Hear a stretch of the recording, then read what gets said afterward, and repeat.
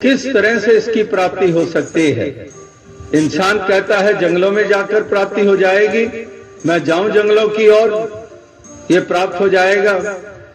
तो महापुरुषों ने कह दिया कि जे रब मिलदा जंगल बेले ता मिलदा गावां बछियां नूं, कि अगर जंगलों में जाने से प्रभु की प्राप्ति होती है फिर तो कितने पशु जानवर जंगलों में हैं, फिर तो तेरे से पहले उनको मुक्ति प्राप्त, तेरे से पहले तो उनका कल्याण।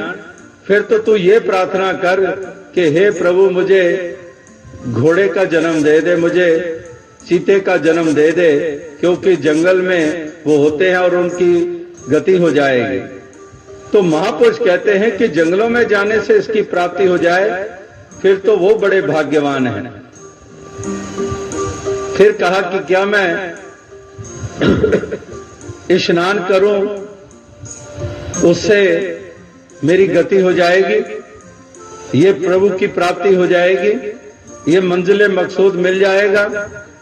तो वो भी आगे से कह दिया कि जे रब मिलदा नहात्या धोत्या तब मिलदा डडुआ मछियां नूं, कि फिर तो तेरे से पहले मछली और मेंढक के ऊंचे भाग्य, फिर तो बड़े भाग्य मानुष तन पावा, ये तो मायने ही नहीं रहे इसके कुछ, फिर तो तेरे से पहले उनका कल्याण। तू तो जाएगा, वो तो है ही वहां, वो तो पहले ही मौजूद है वहां।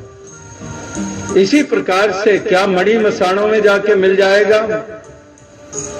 जे रब मिलदा मणि मसाणी तब मिलदा चाम चिड़कियां नूं, तो कहां पर कसर छोड़ी है महापुरुषों ने।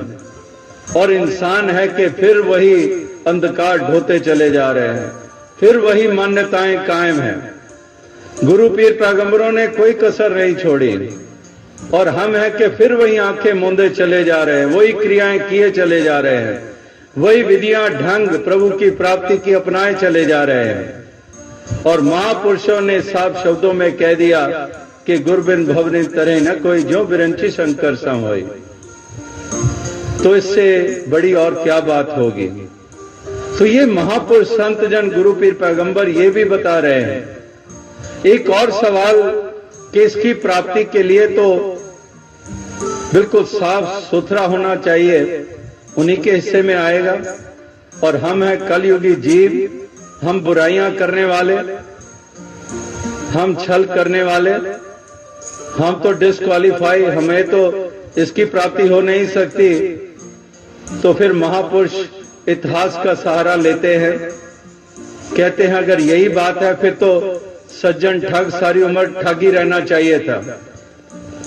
वो क्यों भक्त फिर बन गया, क्योंकि अच्छे कर्म तो थे नहीं, कोई साफ सुथरी स्लेट तो थी नहीं, कोई उज्जवल वस्त्र तो था नहीं, मैले का मैला।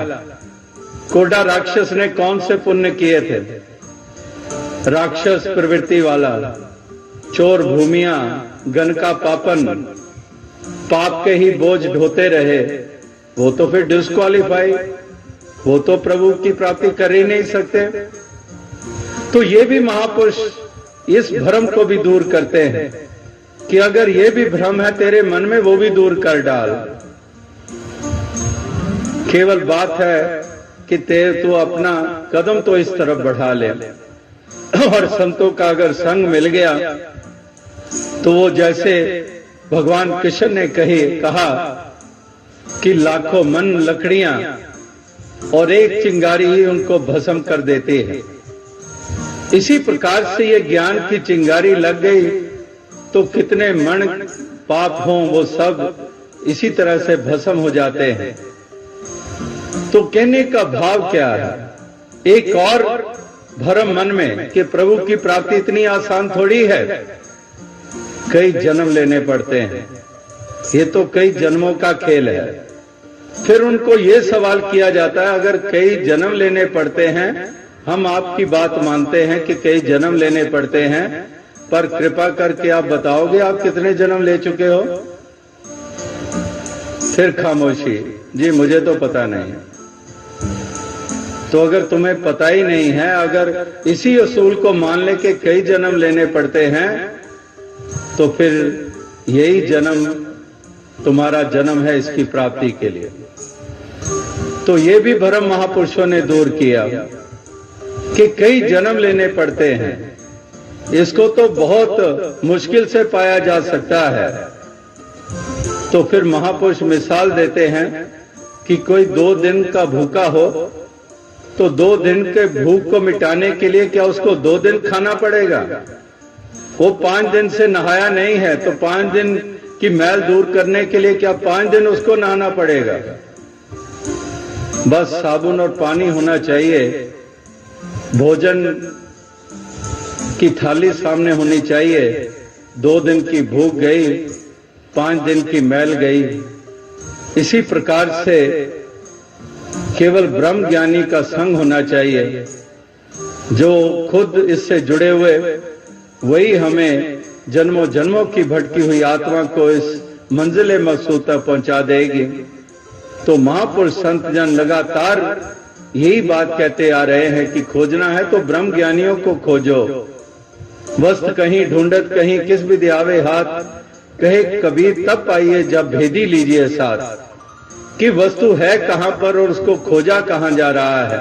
जैसे पहले कहा कि जंगलों में, कंदराओं में, कहीं और 7 आसमानों के ऊपर मान बैठा है। तो कहते हैं कि वस्तु कहीं ढूंढत कहीं किस विधि आवे हाथ, किस विधि से प्राप्त होगी। तो कह दिया